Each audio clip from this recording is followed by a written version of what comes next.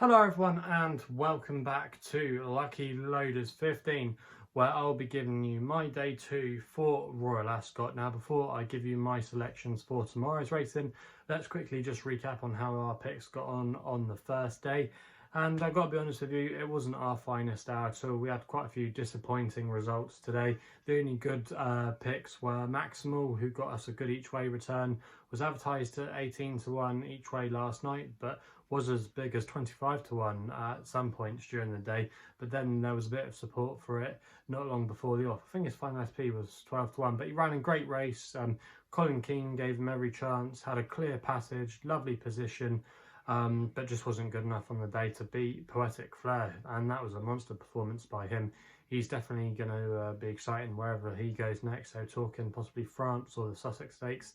So yeah, a lot to like about Poetic Flair today.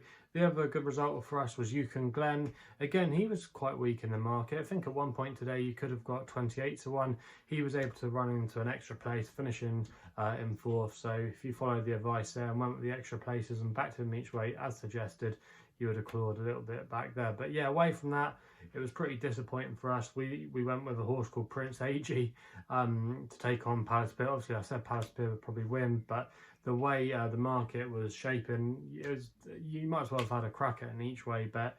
But yeah, my horse Prince Ag got to the front too early. In the end, was making the run in at one point and just faded out the back of the telly. Katara ran a good race, I thought, in the Coventry, and I thought in the closing stages we were nailed on for an extra place, but as sometimes your luck goes, he just finished outside the places in the end, the extra places. He finished in 7th. I thought he ran a credible race, but just didn't have the stamina in that in the final yards. The other horses that ran for us, Liberty Beach, I thought she was a little bit unlucky again, maybe not to get a place. I don't think she would have beaten Oxted, but she might have been able to finish in the first four. If you actually go back and watch the race, if you weren't watching her, Batash actually came across her and kind of blocked her gap between Winter Power and Batash, so she had to kind of be pulled out from that stand side.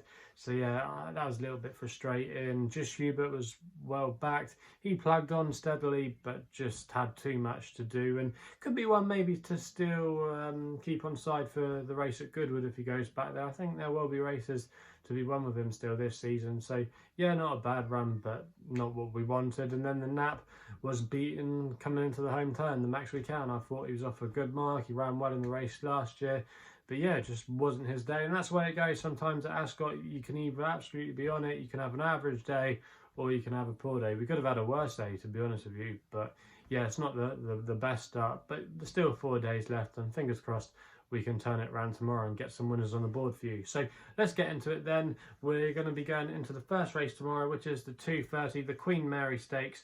And I'm going to go with Eve Lodge here for Jamie Spencer and Charlie Fellows. This is going to be an extra tip. Now, at the current time recording, you can back this horse at 11 to 1 with SkyBet, who are offering 7 places on the race. You're probably going to need them all if you're having a bet in this race. But I thought Eve Lodge was very interesting. Now, there's lots of fillies in here, exciting fillies that have won races, done flashy stuff so far during their career. But I think Eve Lodge could be a special filly, and there could be a little bit more to come from her. She was very eye-catching when she finished third at Ascot on her debut behind Get Ahead, who does reoppose.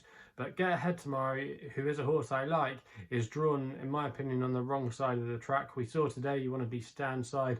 It was slightly quicker on the go and stick, so you want to be looking at horses drawn high. You can have Wesley Ward's filly on this side of the track where the stalls are high, wanting to get on with it, and I just think it could set up for the closers like Eve Lodge. Jamie Spencer booked, and I think he'll be playing this one late, and there could be a lot of pace in the race. Was a comfortable winner on her last start at Lingfield. She went on from that run. Yeah, a lot to like about her chances. She has been quite well supported today. You can see why quick ground might be an issue, but if you look at her pedigree, I don't think it should be a problem. I think she's got a really good chance tomorrow of definitely filling the first 7 places, but who knows. But yeah, I think that's not a bad price there, and she could maybe continue to attract support. So Eve Lodge is going to be one of my extra tips of the day. We then go to the next race, which is the Queen's Vase, the 305. Going with Wordsworth here for Ryan Moore and Aidan Bryan. You can currently back this horse at 10-3. This is just going to be an extra tip, and I'm going to recommend this horse to win on the nose. So it's a 1-point win bet for Wordsworth. Now, this horse finished second in a listed race at Navan last time out. Had to be chivied along early, but did stay on really well. And this horse just looks like a thorough stayer, in my opinion. As a full brother to St. Ledger winner Kew Gardens, who actually won this race on his way to taking the Ledger later on in the season. So he's got the right pedigree for it, and we know he's got plenty of stamina. So this mile 6 trip should firmly be in his comfort zone.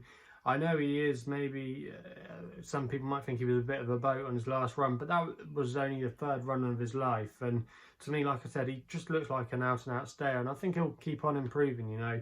Aidan O'Brien, with these types, just keeps on improving with these horses, and Kew Gardens was the same. Quick ground shouldn't be an issue as well. So a lot to like, I think, about Wordsworth's chances tomorrow. Not a bad draw to work from as well. So I think Wordsworth will take all the beating in the Queen's Vase, and he's going to be my tip in that race. We then go to my nap of the day, which runs in the Group 2, the Duke of Cambridge Stakes, and I thought Lady Bowthorpe would take all the beating here. At the current time recording, you can back this horse at 2-1, and I'm going to recommend a 1-point win bet for Kieran Schumacher and William Jarvis. William Jarvis, a stabler in good form, operating at 33% strike rate, and this horse arguably brings the best piece of form into this race. With a second place effort behind Palace Pier in the lock-ins. We've seen that form be boosted today as Palace Pier was able to get the job done in the Queen Anne. So really you think that this horse is going to short him. Quick ground might be a little bit of concern, but she's won on good ground before, and they are going to water tonight just to replace that moisture that would have been lost throughout the day. So I think the ground should be absolutely fine. She's won over the course as well, the course and distance. She won a Group 3 here last season, so these stiff tracks really do play to her strengths. She was a nice winner as well at Newmarket, where she got the better of Queen Power, who went on to win at York a few weeks ago at the Dante meeting there. They do reoppose tomorrow, but I just wonder if Queen Power might be better in small fields where she won, and also possibly could be better going slightly up in trip, where I think Lady Bowthorpe, she's going to have parents' prayer around her tomorrow, who likely will be a pace angle. If they do go hard, it's going to set up for Lady Bowthorpe, I think, who's just got a lovely turn of foot, and providing Kieran Schumacher can get a smooth passage, doesn't get blocked, I think she will win this race, and that's why she's going to be my nap of the day. We then move on to the Prince of Wales. Again, one of the feature races of the week. It's the 420 at Ascot, and I'm going to take on the favourite love here with Lord North, who won this race last year, for Frankie Dettori, who takes the ride again, and John and Thady Gosden. Now, this horse at the current time recording is available at 9-4. I'm going to recommend a 1-point win bet. I've always been a big admirer of this horse. I remember backing him when he won the Cambridge handicap a couple of years ago. He did that in really good style, and from then on, he just kept on improving. He, like I said, won this race last year. He won Group 1 in Dubai when he was last seen. So yeah, he's really gone to the top level now, and I think the 10 furlong trip is ideally his optimum. He was stepped up in trip to 1.5 miles when he went over for the Breeders' Cup, but I just think ultimately he didn't stay, and he just didn't have the gears for that trip. But I think over this trip, I think there'll be no excuses. John and Thady Gosden off the mark today as well. And even though I have recommended Wordsworth, Aidan O'Brien's horses, we're not sure where we're at with them. They didn't have a winner on day one. They had a couple run all right, but Love is going to really need to be on her A game tomorrow, I think, to beat Lord North. She might need the run potentially, and this is the first time she's going to be taking on the older horses. She obviously looked like a special filly last year. As much as I wanted to be against her, I thought some of those performances were just a little bit too good to be true, and you could definitely say that there were holes in a lot of that form. But this time there's not going to be so much as what she would have had last year if she took on the older horses. She won't get that 3-year-old allowance, so it was £3 the Lord North has got to give her tomorrow. So yeah, it's not as massive gap as it could have been last season if she had taken the opportunity to run against older horses. Obviously, we all know what happened there with the Arc, and the ground didn't go in her favour as well in the end. But yeah, I just think Lord North tomorrow over this course and distance, I think he'll be primed for it. I think he'll be ready. This has been his target ever since he won in Dubai, and I just think he'll get the better. And I think at the prices at 9-4, I want to be with Lord North there, and that's why he's going to be my next best of the day. We then go to the Royal Hunt Cup. The next race we'll be looking at the 5 o'clock.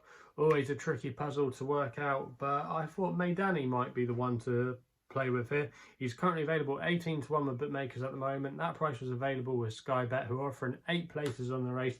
I'm going to recommend a 0.5 each way selection here. Now this horse I think will be handy. It'll be up with the pace tomorrow. That's the way he likes to run. I think he loves these stiff straight tracks. We saw him run a good race last year when he was on the wrong side of the track, when he finished 7th in the silver Royal Hunt Cup, but he's just kept on improving. He did put in a couple of bad efforts last year, but I think on this quick round it really does suit him. He's got lovely pedigree as well. He's by Dubai out of attraction, so that makes him a half brother to Ella Carmen. He was a horse that improved with age, and Maydanny, he is a 5-year-old, but I think he could still have a little bit of improvement. He's got a mark of 101, which I think is fair. He gave Belrock a really good race on his seasonal reappearance at Newmarket, and I think Mark Johnson has had this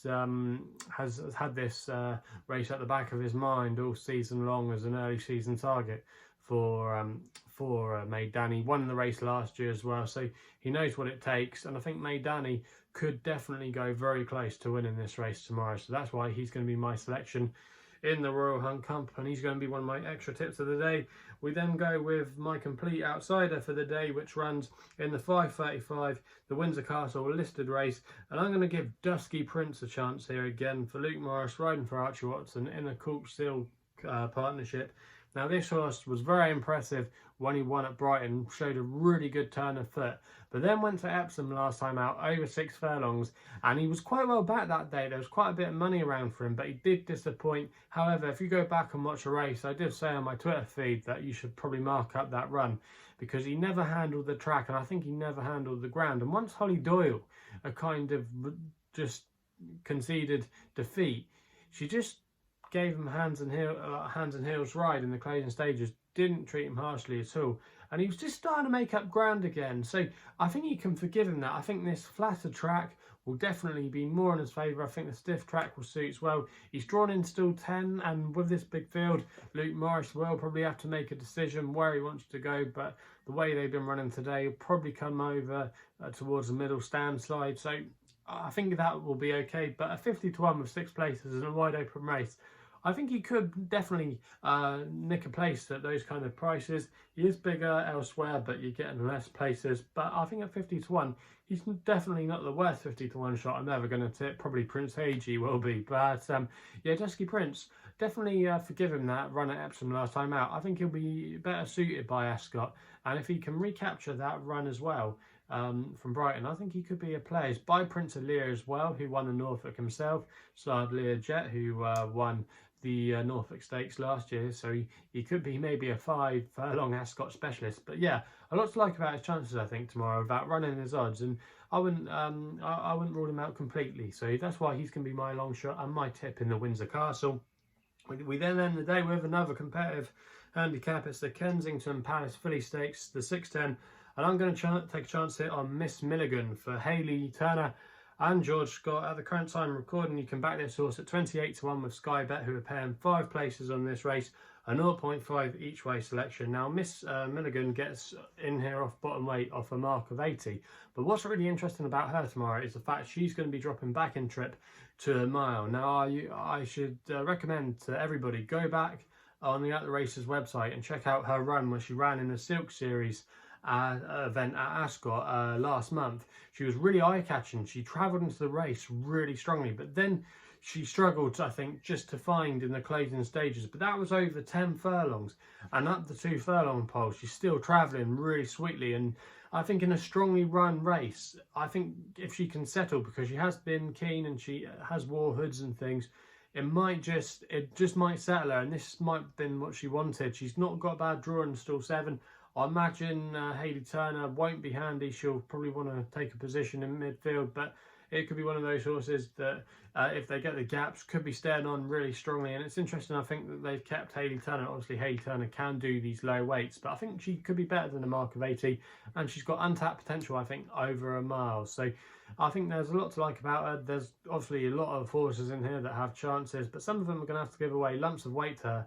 And also as well, like, they might not have too much off their marks. I don't think there was many horses that were thrown in. I don't think Miss Milligan is completely thrown off a mark of 80, but she could have a few pounds to play off at this distance. So for me, Miss Milligan at 28 to 1, I don't think that's a bad price there, and that's going to be my tip in the Kensington Palace. So they're the tips for day 2 of Royal Ascot. Let me know what you'll be backing tomorrow. I'd like to read your guys' comments in the comments box below and what you're backing. Also as well, if you're still enjoying these videos despite not finding any winners today, remember to hit that thumbs up button.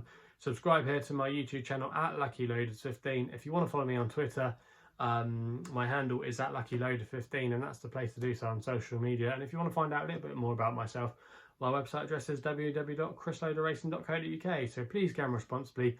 Hopefully we can have some winners on day 2, and we'll be seeing you soon.